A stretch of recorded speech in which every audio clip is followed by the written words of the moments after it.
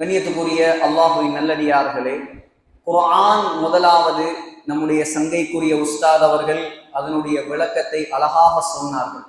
அல்லாஹு தஆலாவால் ஒவ்வொரு நபிமார்களுடைய காலத்திலும் ஒவ்வொரு அற்புதங்கள் கொடுக்கப்பட்டது.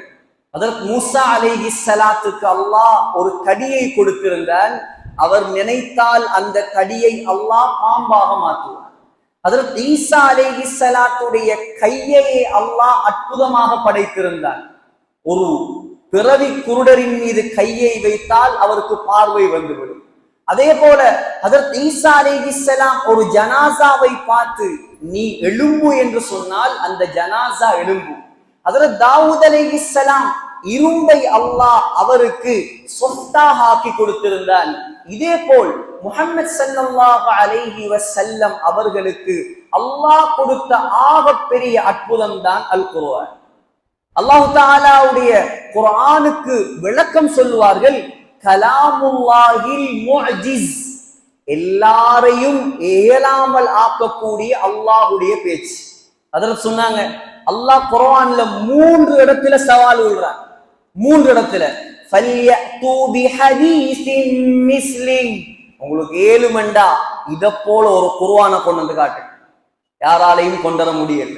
2வது சவால், அம் யகூலூன இஃப்தரா, இந்த குர்ஆனை நீங்கள் இட்டு கட்டப்பட்டது என்பதாக சொல்கிறீர்களா? குல் ஃபது பி அஷ்ரி சுவரின் மிஸ்லி, ஏழுமென்றால் இந்த குர்ஆனில் இருக்கக்கூடிய சூறாவை போல 10 சூறாக்களை கொண்டு வந்து காட்டு. அதுவும் யாராலையும் முடியல. 3வது அல்லாஹ்வுடைய சவால், ஃபது பி சூரத்தின் மிஸ்லி, ஒரு சூறாவையாவது கொண்டு வாங்க. அல்லாஹ் சொல்றான், அதுவும் முடியல. குல் ஐனி ஜிதமஅத்தில் இன்சு வல் ஜின்னு அலா அன் யஅது பிமிஸ்லி ஹாதல் குர்ஆன் லா யஅதூன பிமிஸ்லி, சொன்னதை போல முழு ஜின்கள் முழு மனிதர்கள் ஒன்று சேர்ந்தாலும் இந்த குர்ஆனின் ஒரு சூரா அல்ல, ஒரு வசனத்தை கூட கொண்டு வர முடியாது.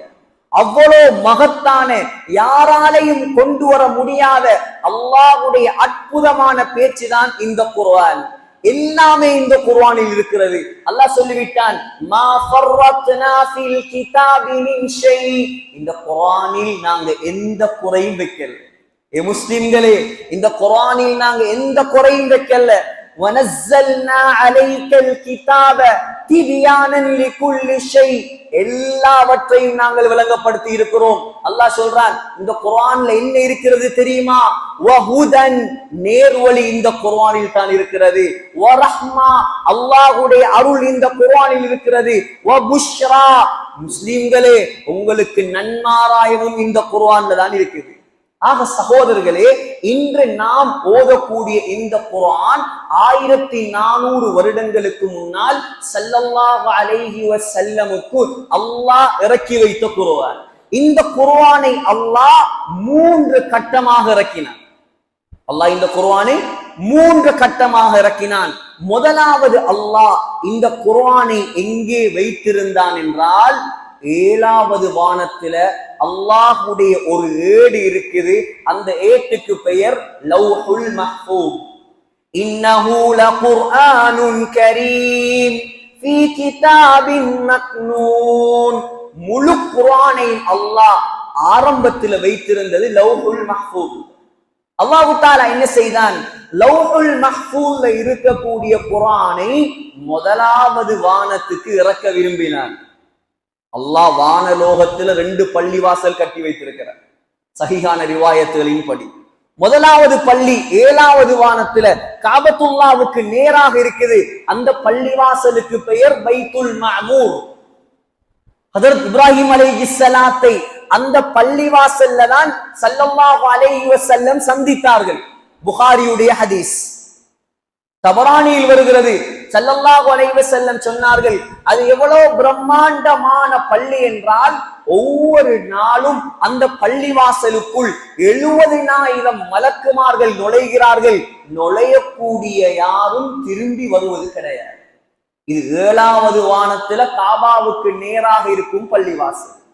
அதே போல் முதலாவது வானத்திலேயும் அல்லாஹ் ஒரு பள்ளியை கட்டி வைத்திருக்கிறான். அந்த பள்ளிவாசலுக்கு பெயர் பைத்துல் இஸ்ஸா.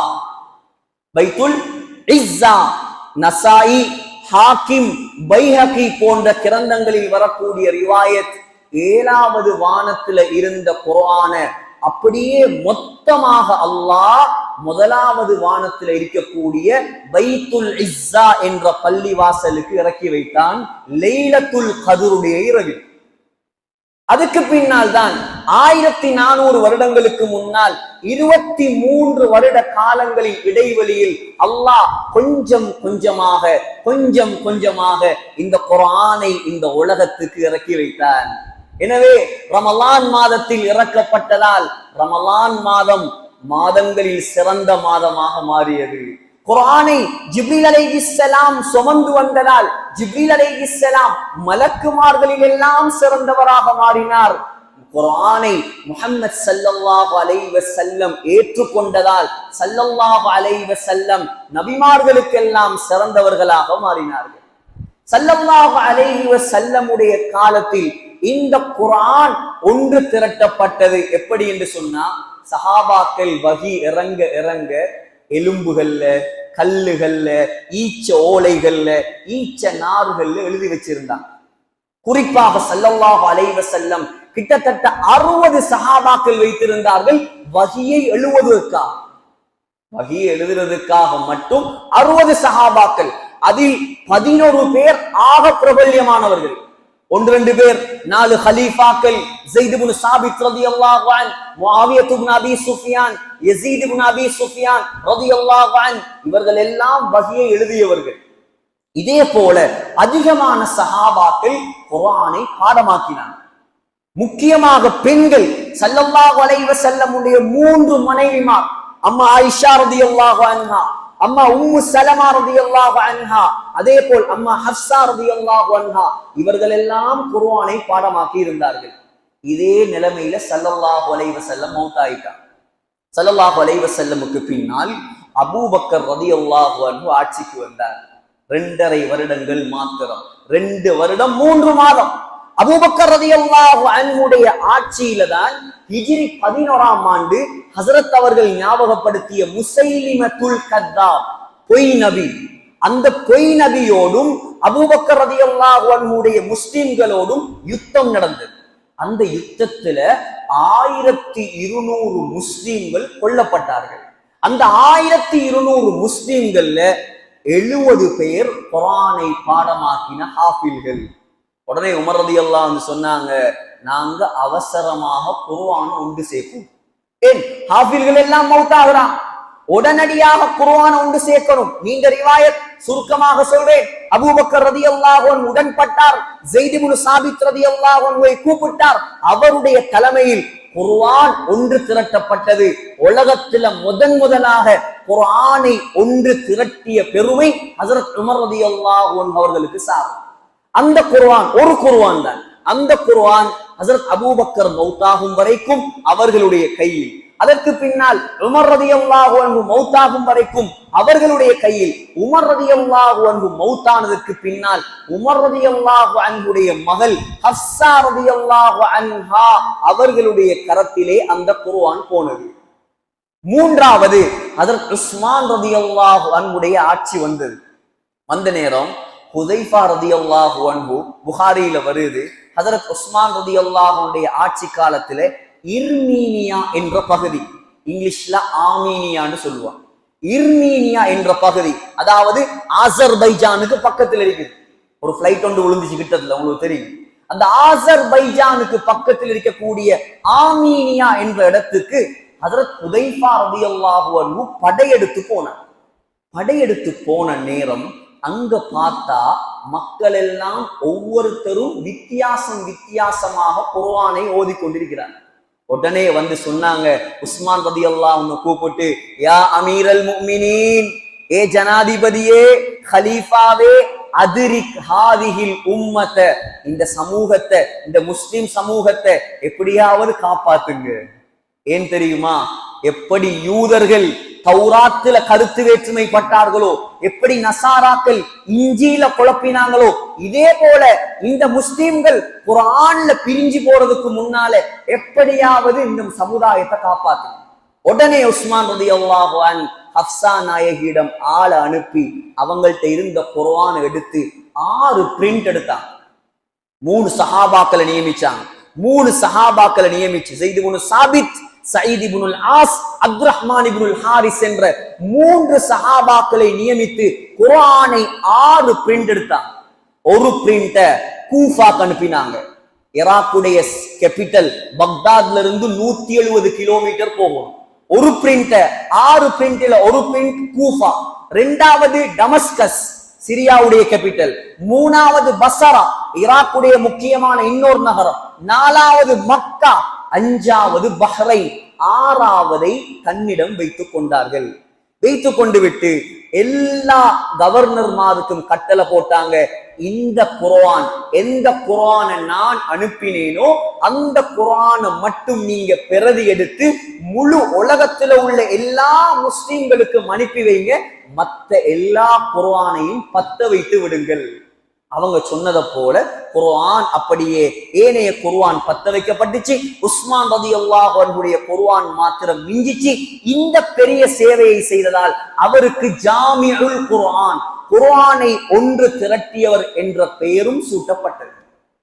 இதுக்கு பின்னால் குர்ஆன் ஹஜ்ரத் சொன்னதை போல ஹரக்கத் இல்லாம, சத்து மத்து இல்லாம வெறுமனே எழுத்துகள் மட்டும்தான் இருந்துச்சு. அதுக்கு பின்னால் சிலர் நுக்தா வைத்தார்கள். அபுல் அஸ்அத் அத்-துவலி ரஹ்மத்துல்லாஹி அலைஹி தாபிஈன்கள்ல பெரியவர். ஹஜ்ரத் அலி ரலியல்லாஹு அன்ஹுடைய ஆட்சியில குர்ஆனுக்கு ஹரக்கத் வைத்தார். அதே போல கலீல் அஹ்மத் அல் ஃபராஹிதி என்பவர் நுக்தா வைத்தார். அதே போல ஹஜ்ஜாஜ் இப்னு யூசுஃபும் ஹரக்கத் வைத்தார். குர்ஆனை 30 ஜுஸ்ஸாக பிரிச்சவர் ஹஜ்ஜாஜ் இப்னு யூசுஃப். இப்ப அப்படியே கைமாறி நாங்க எங்கட கையில வைத்திருக்கக்கூடிய இந்த குர்ஆன் நம்மிடம் வந்து சேர்ந்தது. அந்த குர்ஆன் இப்ப நம்மிடத்தில் இருக்கக்கூடிய குர்ஆன் 30 ஜுஸ்களை உடைய குர்ஆன். இந்த குர்ஆன்ல 114 சூறாக்கள் இருக்குது. அதிகமான உலமாக்களுடைய கருத்தின்படி 6666 வசனங்கள் இருக்குது. இதில் 1000 வசனங்கள் அல்லாஹுடைய கட்டளை, இன்னும் 1000 வசனங்கள் அல்லாஹுடைய விலக்கல்கள், இன்னும் 1000 வசனங்கள் அல்லாஹுடைய எச்சரிக்கைகள், இன்னும் 1000 வசனங்கள் சம்பவங்கள், கதைகள், இன்னும் 500 வசனங்கள் ஹலால் ஹராமை பேசுகிறது, இன்னும் 1000 வசனங்கள் உதாரணங்களை, படிப்பினைகளை பேசுகிறது, 100 வசனங்கள் குர்ஆனில் துஆவுடைய வசனங்கள் இருக்கிறது. அதே போல 66 வசனங்கள் அன்-நாசிஹ் வல் மன்சூஹ். அதாவது எங்கட ஊர் இருக்குது. உதாரணமா நாங்க விரும்பினா பச்சை கலர்ல பெயிண்ட் அடிப்போம், வெள்ளை கலர்லையும் பெயிண்ட் அடிப்போம். அதே போல குர்ஆன் அல்லாஹுடையது. ஆரம்பத்தில் ஒரு சட்டத்தை இறக்குவான், அல்லாஹ் விரும்பினா அந்த சட்டத்தை மாற்றுவான். மாற்றப்பட்டதுக்கு சொல்வது மன்சூஹ், மாற்றிய ஆயத்துக்கு சொல்வது நாசிஹ். இது போல இன்னும் பல அம்சங்களுடன் அல்லாஹ் இந்த குர்ஆனுடைய 6666 வசனங்களையும் இறக்கி வைத்திருக்கிறார்.